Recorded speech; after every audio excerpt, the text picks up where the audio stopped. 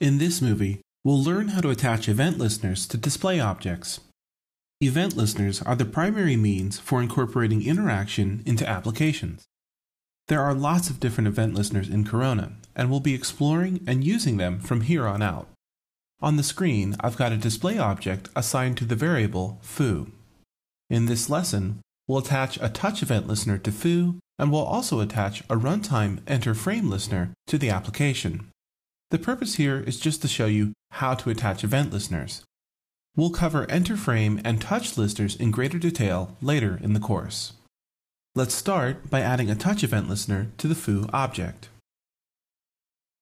First thing we'll do is type foo::add event listener. It's important to remember to use a colon and not a dot. Now for the arguments, the first argument will be the event to listen for. We'll listen for the touch event. The second argument is the callback function. Here we're going to create the callback function on the foo object, so we'll type foo. Now above this line, and it's very important that you put it above the line and not below, we'll create the following function. Function foo::touch, and then in parentheses we'll place an E, and then type end. So here's what's going on. On the foo object, we're creating a method called touch. We're using the colon because we'll want to use the self keyword within this method. This will allow us to access the object rather easily within the method. E is representative of the event object that's passed from the event listener. Throughout the entire course, I'll use the variable E within event listeners to represent the event object. There are three main phases to a touch event. There's the began phase, or when the touch initially hits the screen, the moved phase, or when the touch moves across the screen, and the ended phase, or when the touch is removed from the screen. We'll code a series of if-else statements to accommodate each of the phases. First, we'll code if, then else if, then else if, then end. I like to create my entire conditional structures at once, so that way I don't forget to end them. Now the first will be if e.phase began. So the .phase property allows you to access the phase of the touch event. So if e.phase began, that means we're in the began phase. So we'll print touch began. Now, we'll go to the next phase.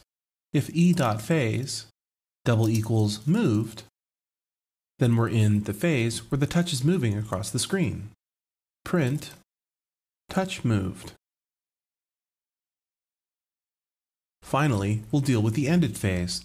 We'll also incorporate the phase canceled, though that phase is rarely called. Else if e.phase ended, then type the keyword or e.phase canceled. And we'll print touch ended. Finally, outside of the conditional statement, we'll want to type the following. Return true. This tells our application that the touch has been handled, and the touch doesn't need to propagate to any other object. A case where you might want the touch to propagate to other objects is when you have two objects overlaying each other, and you want the touch to affect both of the objects. In that particular case, you would not return true. Most of the time, however, you will want to return true. Now let's take a look at the result in the simulator. We'll also need to bring up the terminal because we've coded print statements. So now we'll touch the foo object, and we see that the phases are being printed to the window. Another way to accomplish the same result is to use a generic function to handle the touch event. Let's change our code to do this. So, we'll create a function called handleTouch. Local function handleTouch, and we'll pass in E in the parentheses, and then end. Now, we'll change the second argument of the touch event listener, and we'll copy our code from foo::touch. and place it within the HandleTouch method.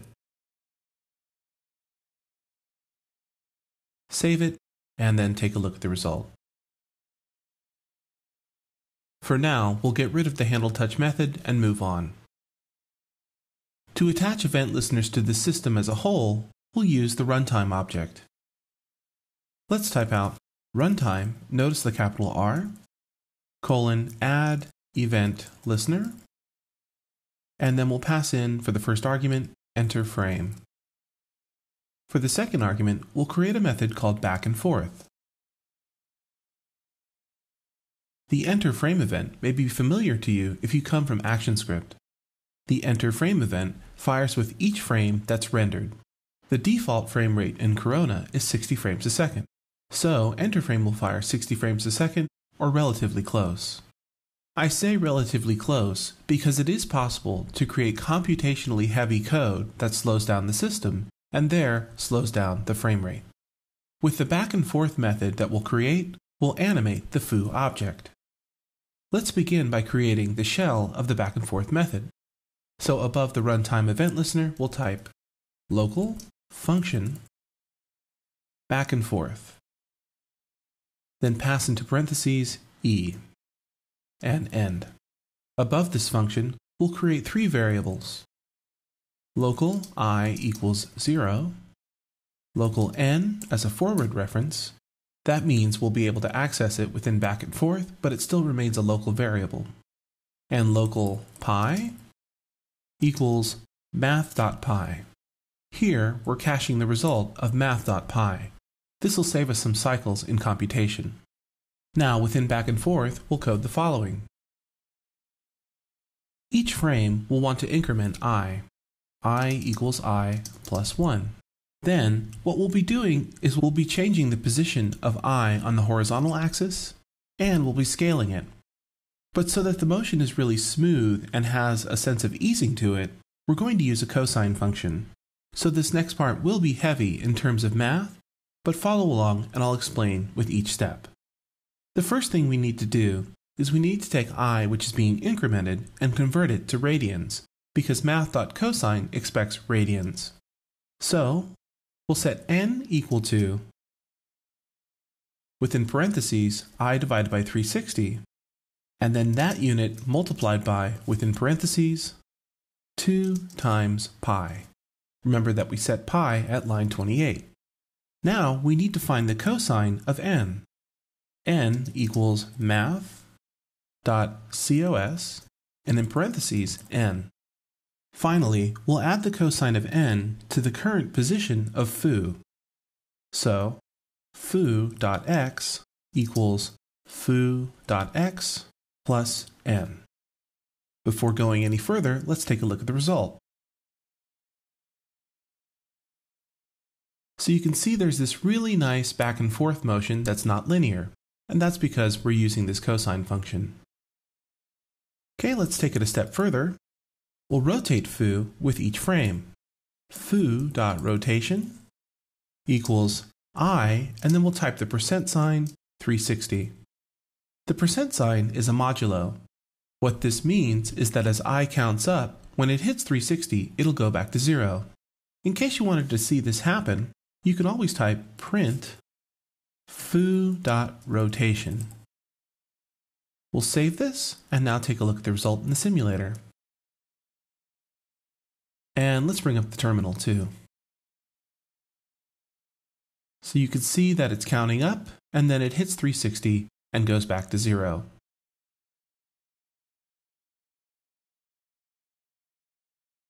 Finally, we'll scale foo up and down. And we'll scale it by n since we'll want to use that cosine motion. So, foo.xscale equals n times 2. Foo.yscale equals n times 2. So we're using a multiplier to make it a bit more dramatic. Take a look at the result. And now we can see that foo is bouncing back and forth. To remove an event listener, you simply need to call remove event listener on the object that's currently listening for the event listener. So we'll add a remove event listener to the ended portion of the touch phase on the object. To make touching the object easier, we'll comment out the scaling. We'll use a Lua multi-line comment, which is dash dash and 2 left brackets to start and 2 right brackets to end. Now, we'll head to the touch event listener, and in the ended phase, we'll type the following: runtime, remove event listener, and for the first argument, we'll type enter frame, and then we need to type the name of the callback function, back and forth. If we go to run this right now, we'll get an error. That's because back and forth hasn't been defined yet in the code. It's defined on line 31, but we're removing the event listener at line 19. We can solve this with a forward reference. We'll type local, back and forth. Then, in the back and forth method, we'll delete the local keyword. Let's save it and take a look at the result. Now, when I tap the object, the animation stops. This is because the enter frame listener has been removed when the touch ended. The process is the same for removing the touch event listener if you wanted to do so. You would simply call foo : remove event listener, and then pass in touch and foo as the listener for the event. This ends our lesson on how to attach event listeners to display objects.